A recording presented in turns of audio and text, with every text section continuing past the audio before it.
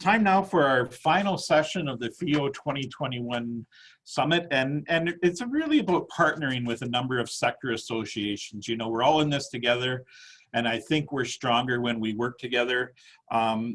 We've got four people that I really like to introduce, and we've all worked tirelessly on your behalfs and the tourism sectors, you know, the BIAs, resorts, culinary, just to make sure that the government realizes the boat we're in and that we're all working together to come out of this. So I'd like to welcome Rebecca MacKenzie, who is the president and CEO of the Culinary Tourism Alliance, Troy Young, who is the CEO of Attractions Ontario, Kay Matthews, the executive director of the Ontario BIA Association, and Grace Sammut, who's the executive director at Resorts Ontario. Welcome, everybody. Rebecca, I'm going to start with you. You know, culinary and foodies are really a growth opportunity. And, you know, if you don't have a culinary offering at your festival, you're really missing out on an opportunity. Can you speak to some of those ideas and working together with your team to get those culinary offerings out there? Hi, good morning, Dave, and thank you to the FEO team for having me today, and welcome to everybody who's on the session. It's an honor to be included. Well, Dave, you know what, there's the reality. There's only one thing every visitor, every event attendee has to do at least 3 times a day, to eat and drink. And so certainly what we're seeing and what we've seen for a number of years is that when you, despite your event maybe not being a food festival or event, ways to incorporate taste of place into the experience, not only enhance the visitor experience to the festival or event, but certainly can actually increase the economic impact of their time, as well as use the incorporation of food and beverage into your offering as a way to strengthen pride in place and bring additional partners into your programming. So, you know, certainly this is a course we've been on for well over a decade with the Culinary Tourism Alliance, but due to COVID-19 and the fact that so many people are stuck within their 4 walls at home, and there's an increased interest not only in cooking, but also learning more about where your food comes from, and, you know, spending a lot more time and energy thinking about what we're going to eat because we have that time. We also realize that when it is time to travel again, and it is safe for Ontarians, Canadians, and visitors to the country to travel here, that food and drink is going to be an integral part of those experiences, and that it offers so many ways for the visitor to have that human connection and to really strengthen the experience of any visitor by doing so. So part of the work that we've been doing in collaboration with organizations such as yourself and a number of the sector organizations that are on today's session is working towards what that will look like when we can reopen. And as a result, we've created a program called the Great Taste of Ontario with over 90 investing partners, from destination marketing organizations to sector organizations, commodity groups, and special interest groups. And the program is really designed to help Ontarians fall back in love with Ontario and our great tastes. Of course, this program has been limited in our ability to execute since its launch in September because of the various stages of closures and lockdowns that we've experienced since the fall. And we don't anticipate really reestablishing the program from a consumer marketing perspective until the spring, until April. We're working very, very closely with Destination Ontario and the Minister's Office to understand when the right time will be to go back in market. But when we do, the program and all of its assets and intentions are to really help Ontarians know where to go to have those great taste of experiences, how they can engage in the communities that they're visiting, and really look at and use this as a tool to encourage Ontarians to linger longer and ultimately spend more when they leave their homes and go to other destinations. And we forget, being in Ontario, you know, we think we're all eating the same things, but different regions have different specialties that, you know, if you really look at it and think about it, and sometimes it's too close to you to really, you know, think about the opportunity. Well, you know, and I think you made a really good point, Dave, is that we as humans, we tend to stay very close to home. In fact, I think there's like a statistic that typically most people only travel within sort of like a 40-kilometer radius in terms of where they have their experiences when they're not in a travel mode per se. And so actually what's interesting is we're seeing globally destinations that are focused on really this similar type of activity that we are, because so many people don't even realize how much they have in their own backyards and how different the offerings are from place to place to place. And, in addition to the culinary influences that a destination may have because of how it was settled and how, if there's a critical mass of different cultures within the communities, that has a big influence on their taste of place.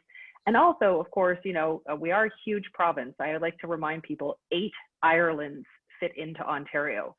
So if you think about that from the east to the south to the west to the north, of course, what's grown, what's raised, what you're going to find in season will vary just by virtue of Mother Nature. But also, there are so many different tastes of place that can be experienced, and you don't have to travel the world to find a taste of the world here in Ontario, which is also equally exciting. So the way that we can express taste of place is not only through local foods, but through food cultures.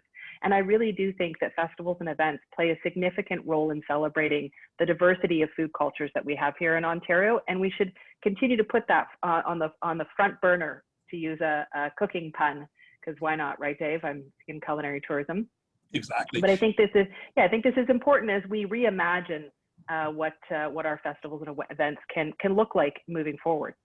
And Rebecca, for those of us that have liquor licenses, there's also the opportunity for craft breweries and local wineries that can really showcase the bounty of product available to drink out there with those culinary offers, and the ability to mix and match and to pair. And 100%. So we have a vibrant and wonderful wine industry here in the province of Ontario. But one of the biggest challenges we have here is that Ontarians aren't necessarily great consumers of VQA wines, not to the same extent that you see in BC in terms of how folks from British Columbia tend to be much more passionate about supporting the BC wine industry. So I'd love to see Ontarians do better, because we're long past the baby duck days.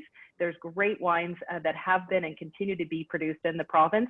And, really, we should be using our festivals and events as an opportunity to educate the consumers' palates about these great tastes that we have here in the province, and really start to really do better in terms of getting behind our wine industry. Now, of course, the craft beer industry, that's easy. Like, it seems like there's the explosion of craft breweries across the province is phenomenal. So many destinations do a really great job of incorporating their local craft brewers.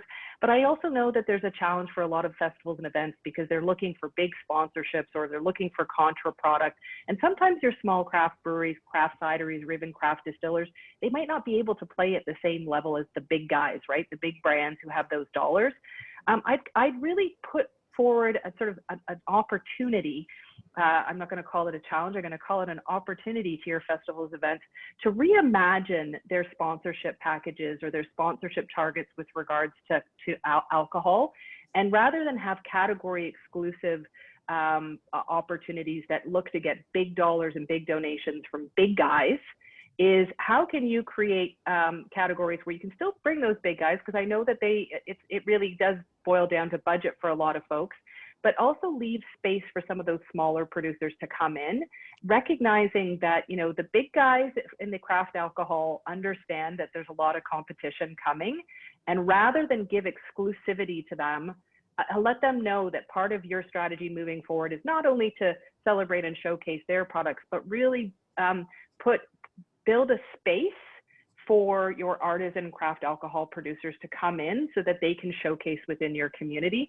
This is going to be key, and it is a struggle for so many of our businesses in the craft alcohol industry, because they're competing against, different products and brands that aren't operating at the same level of taxation and restrictions. So we need to be part of the change to help this industry flourish, because not only is it a great taste of place, not only is it a great way to build out your food and beverage offering at your festival and event, but these are small to medium-sized businesses in your community, and they need your dollars, right? They need your support to be successful, because they don't just sell at the brewery or at the winery. They're selling into LCBO. They're now selling into off sales. They need to diversify revenue streams. And I think it's a great way to continue to not only support them, but build pride in place at your festival and event. One last thing, Rebecca, and you know, we're seeing some AGCO relaxation of some of the rules around that, and hopefully that continues into the festival and event space. But just quickly, and I know it's really early stages, but how do you see the cannabis and the culinary thing rolling out? I know it's really early, but it's something for all of us to think about. Well, you know, it's interesting. I've been trying to get my head wrapped around the cannabis in culinary for quite some time. In fact, I attended the World Cannabis Conference in New Brunswick back in 2019 and had my eyes like wowed in terms of opening to see that potential. Yes, there is certainly still a lot of restrictions and you know, I'm going to say kind of gray areas around that. But the reality is that now with all of these cannabis shops opening and the sale of added value products, so, you know, there are cannabis infused drinks that are hitting the marketplace. There are the edibles. I think it would behoove folks to not take a look at where those opportunities are, to maybe incorporate that, but understand the rules and regulations and understand that these are still controlled substances. And quite frankly, you know, full disclosure, I recently tried a cannabis drink because I thought, well, I gotta try it. I gotta see what it's like. And, you know, one of them at a very low dosage was it. Like, I was like, okay, whoa, that was great. Not what I expected. Certainly would not want to be consuming that with other alcohol or other products, because one was enough. And this is the challenge, is to understand, like, how do you make sure that just like alcohol, you know that you're serving something and you can still make sure that the patron is safe and that your staff knows how to manage that. So I'm hoping that maybe FEO can help us in getting some context around how to incorporate and how to do that safely. And certainly I know that with organizations like SmartServe, you know, there's more training that's coming out that's going to be available to the industry to understand how do you safely serve a product like that? How do you identify when someone's had too much cannabis? Because quite frankly, you know, it might not translate to this. Well, it also might not translate to the same way as somebody who's had a couple beers or a couple glasses of wine. So I know complex. Troy's chomping at the bit here, so it's complex, but it's interesting, and I'll let maybe Troy, you can add some insights. But I think it, you know, there's just, I would go cautiously with lots of information before jumping into it. And so, you know, Rebecca and everybody else, FEO is on a panel with the Attorney General's office about cannabis and the next level, and that's Great. One of our first commitment or piece of advice to the Attorney General's office was get rid of gray, make it black, make it white, clear, concise. 100%. Thank you very much. I couldn't agree more. No, it's my pleasure. Thank you. And we'll put information on how to get in touch with you guys if people don't know already, but appreciate all your information. Thanks, Rebecca. Thanks so much Troy, for having me, Dave. Appreciate it. Over to Attractions Ontario. Again, you know, your group is in this mud with all of us, and you know, are fighting to get information. And you know, I think there's a real partnership with festivals and attractions. You know, take a one-day festival thing and maybe stretch it into a weekend by going to a few attractions in the area. Talk about opportunities available between our organizations. Well, thanks, Dave. Hey, last time we saw each other, we were at an event in Mississauga with Minister MacLeod, and the questions that came up then was this COVID thing we're hearing about. What's going to happen? And that was 4 days before we shut it down in the province. So Rebecca was there too, I believe. Actually, we shared a car ride back to Toronto, I remember. But yeah, so everything going forward, we have a very liberal terminology of what an attraction is at Attractions Ontario. Everybody tends to think of it as bricks and mortar, right? The Canada's Wonderlands, the Toronto zoos. That's what they wrap their head around. And when I talk to DMOs, they'll often say, well, we don't have any attractions in our area. To which I respond, well, I guess you don't have tourism then. And that, of course, offends them a little bit. And then I let them understand that anything that's bringing people to your area is your attraction. It can be a quaint downtown. It can be a wonderful walking trail. It can be the festivals that we're here talking about, right? So ideally, how do you get people to a destination? I mean, festivals are so varied. Some of them do a great job at bringing in people to a region or a destination. Some of them are mainly local and have limited ability to do that. But if you want to increase that reach, if you want to bring in more people to the destination, you have to look at everything that the destination is there. So if you were to look at your festival and say, okay, when my festival isn't running, why do people come here? That should be front and center in all of your marketing, right? Everything you're doing, because you're not just selling the festival, you're selling the destination. So if it is a great bake shop that people come into town for, you should be partnering with that bake shop. It should be in all of your external communications. Craft brewer in town. Again, like as Rebecca is saying, you need to make those local connections. That's what people are looking for.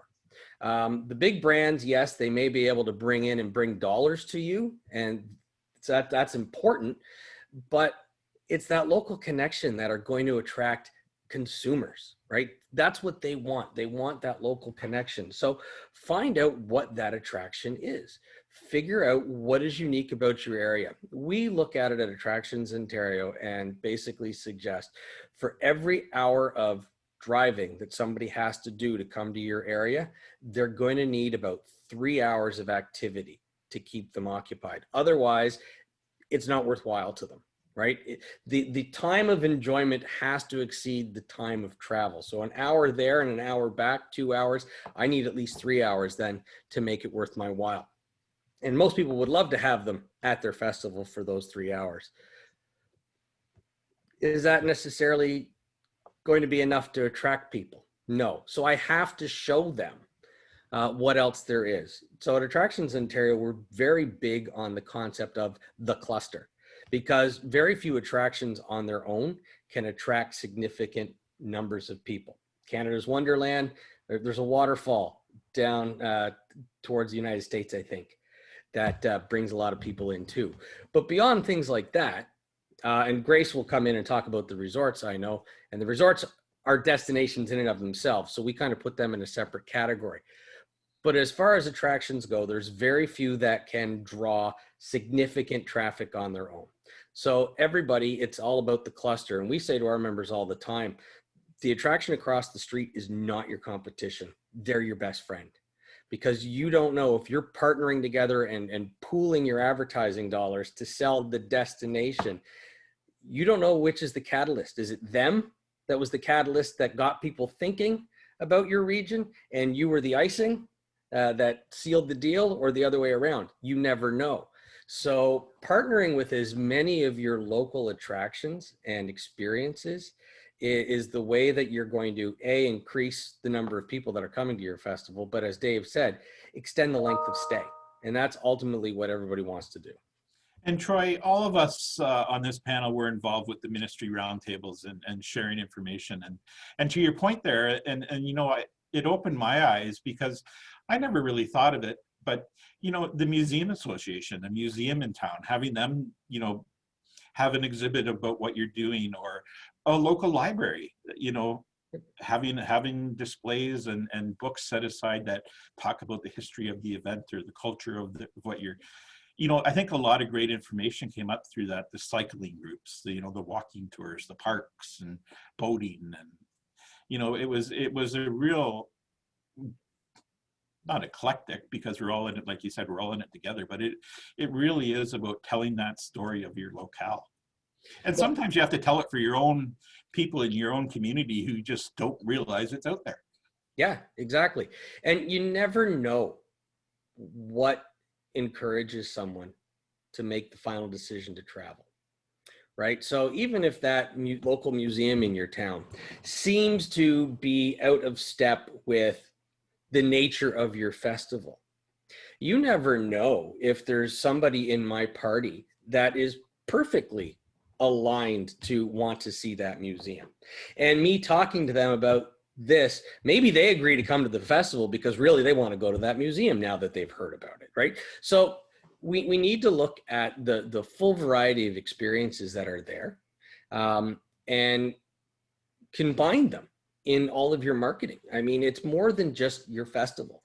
It's particularly if your festival, and I used to be a municipal councilor years ago, and we had great local festivals too, but I don't believe that our local festivals, as much as we loved them and had a lot of pride in them, were ultimately that different than the local festivals that a lot of small towns were doing. So what makes us unique? What is it about our festival that makes you want to get in the car and drive a couple hours to go see that? It's everything else that we had to offer in the town, because every town has something about it that's truly unique, right? So the more you can partner, the more you can bring in these divergent attractions and experiences together, the more likely you are to be successful at attracting people outside of your immediate region to come to the festival. And Troy, I know your members constantly ask you, as do ours, but going back to the roundtable is, you know, we put up so many ideas.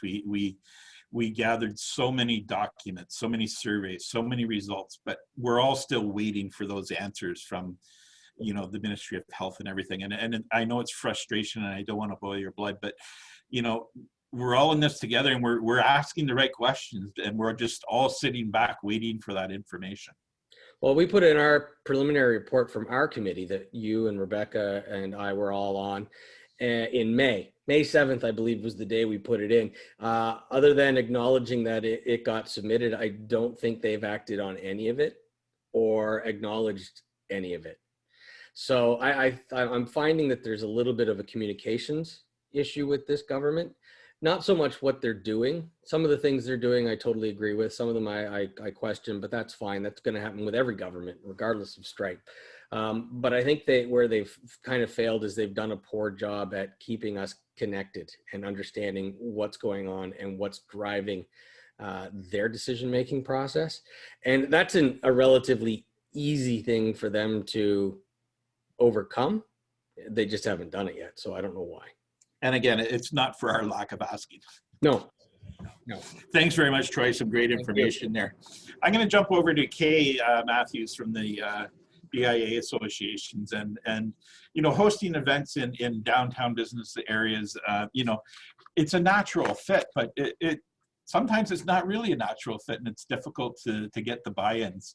Any suggestions from you on how to work with your associations? You know, some of them are great partners.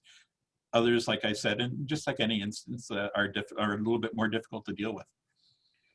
Thank you, and thank you, Dave. And if you have a second, everybody, just come on your camera for a second so we can all see that you're still awake. But, and you know, yeah, there you go. So come on in and just say hi. And I've got a couple of questions for everybody as well. I appreciate that. Thank you for joining us today. And thank you, Dave, for that really great question. I think what we need to understand with our BIAs is what they are.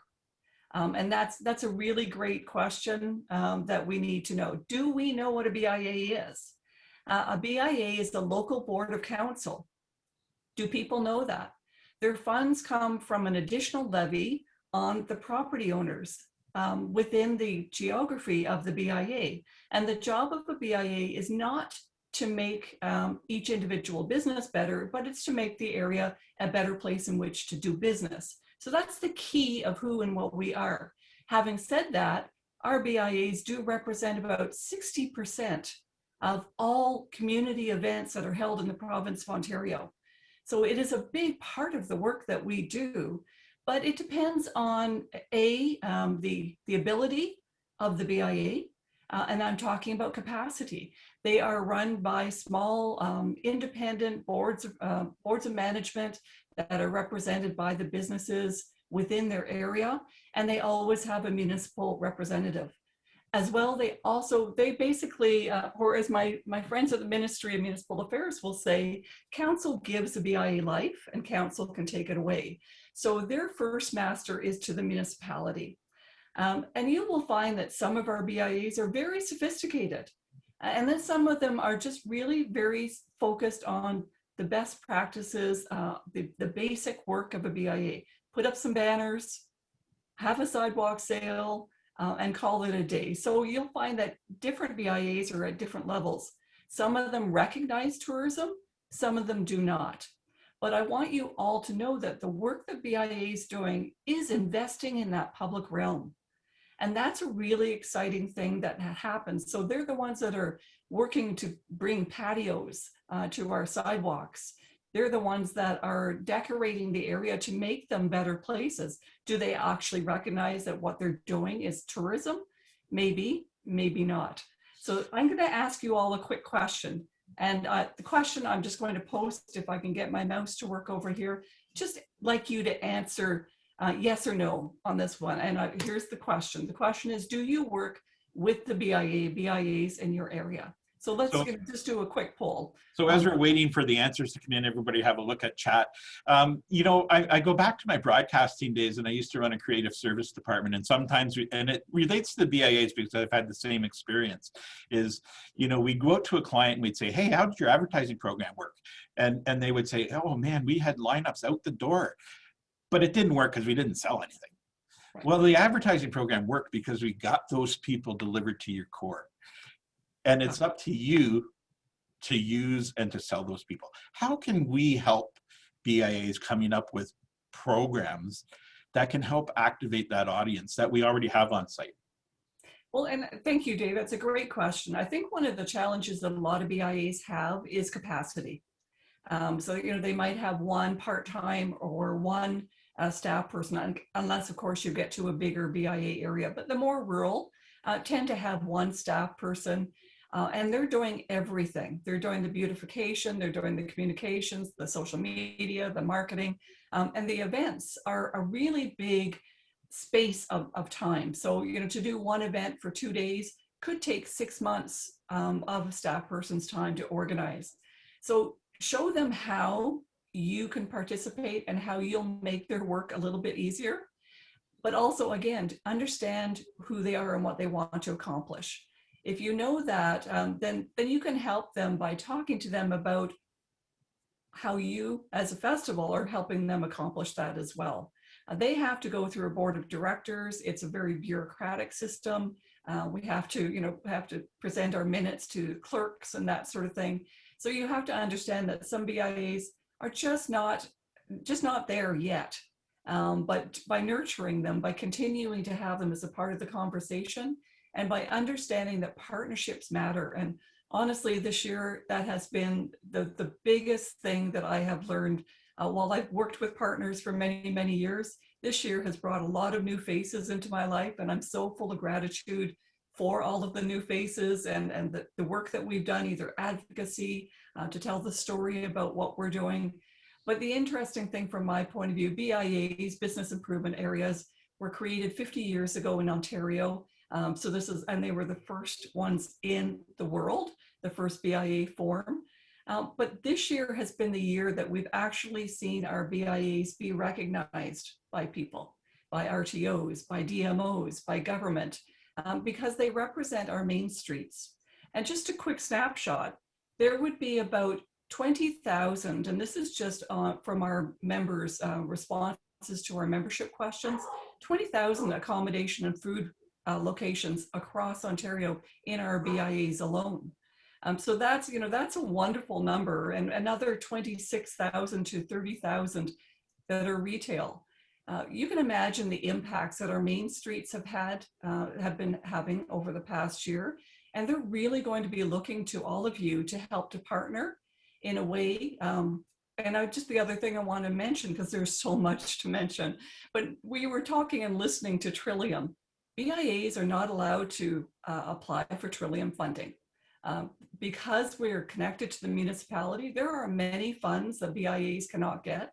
So not only are they under capacity and their budgets are on the back of the property owners and the tenants within the area, they're also restricted in what sort of funds they can raise. So if you are able to show a way that would help them to build their budgets without costing them, but by working with that partnership, I think that's another really great angle that you could be taking. But I am delighted to see how many people have been working with your BIA. So thank you for answering that poll for me. And I think the other thing to think about with your BIAs is, you know, it's not necessarily just during your event. You can use your restaurants a month in advance to showcase what you're going to offer at your festival, because, you know, admittedly, sometimes our festivals take people out of local restaurants for that particular weekend. So you can really showcase those restaurants a month in advance to, you know, get your message out about your festival and help bring patrons into theirs to share the taste of places Rebecca and the culinary team talk about, or their window displays. And, you know, I think quite often some of us make the mistake of, you know, it's a valuable piece of property, that window display, but we want them to pay to have our stuff in the window. And, you know, sometimes it's just having that space available to showcase what you have to offer. Absolutely. But I think packaging is going to be a really big thing that we need to work on. I definitely would love to have a series of Zoom calls over the next couple of months with DMOs, RTOs, and BIAs, and do it by region so that we could really start building some really interesting and intense packaging.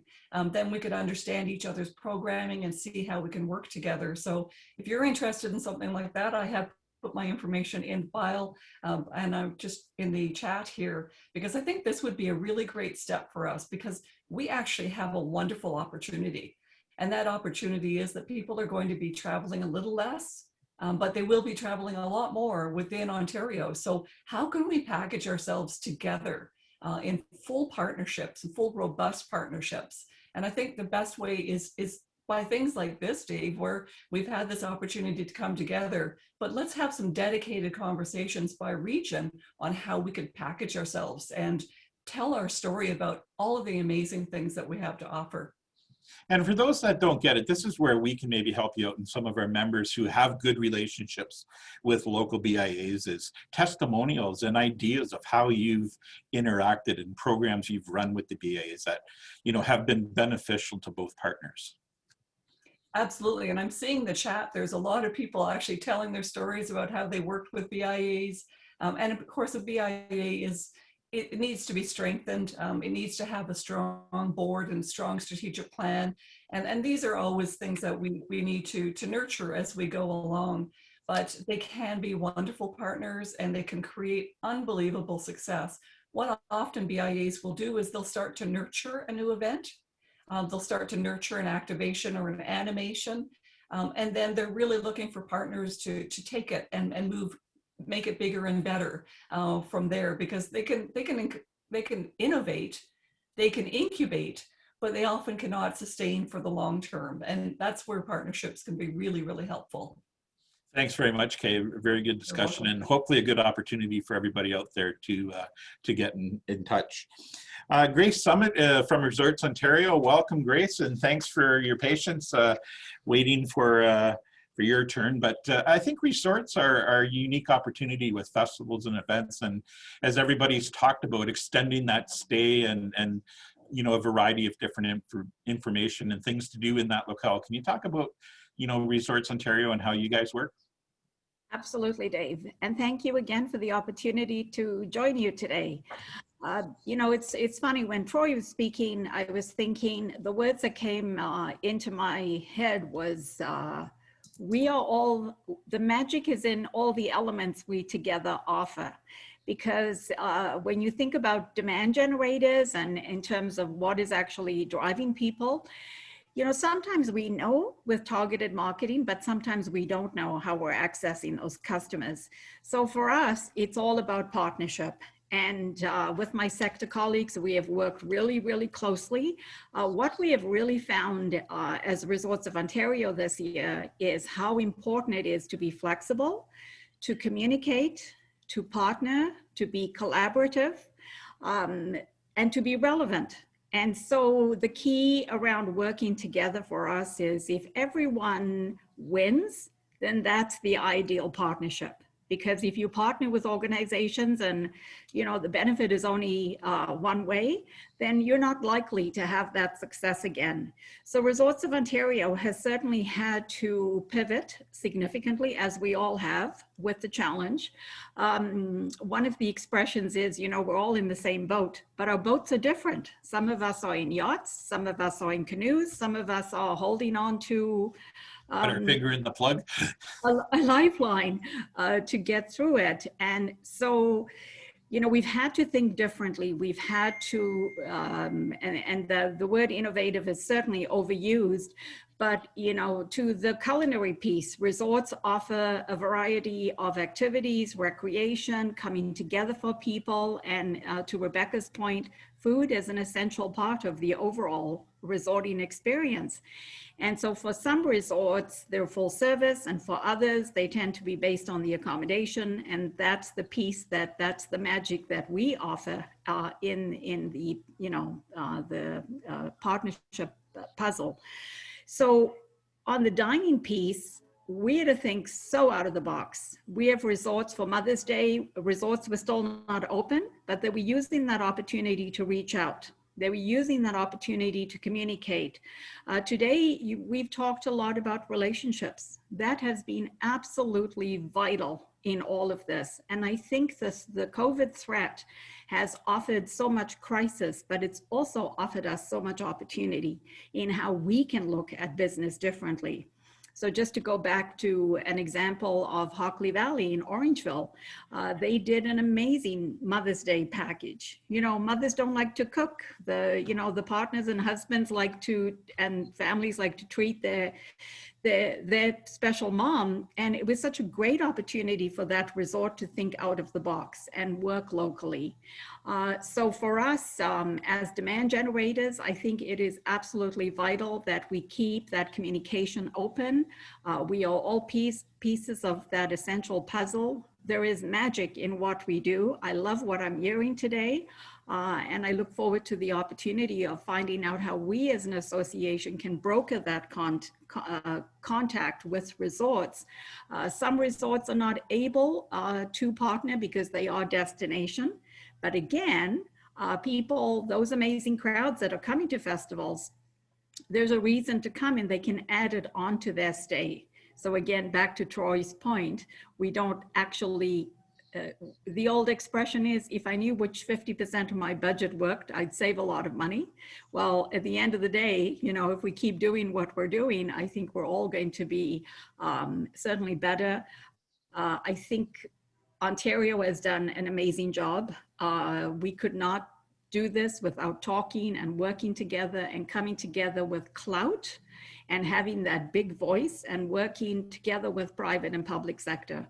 So Dave, I've tried to cover a gamut of pieces because I know we're running out of time as well. So happy for you to take the lead and ask further questions. Yeah, I was just going to say, Grace, you know, sometimes when we're looking for venues too, some of those resorts have the ability to host you know, festivals and events. And I think of, you know, places like Blue Mountain Village who do an excellent job of always having something going on in that area. So if you're looking for a venue, you know, resorts are sometimes the place to look, or add, like Rebecca said, adding that taste to place and that stay to extend your visit. And, you know, host hotels or accommodations for people from out of town.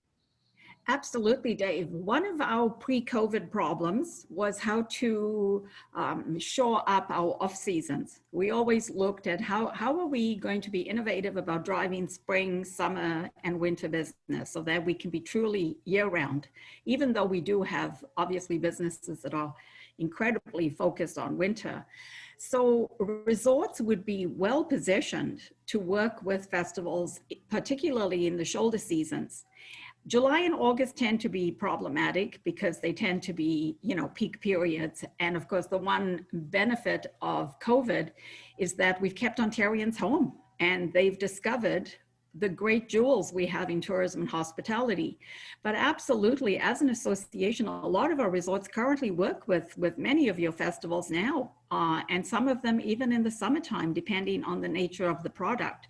We can play that role, we can facilitate, we can make that contact. It all just starts with that conversation.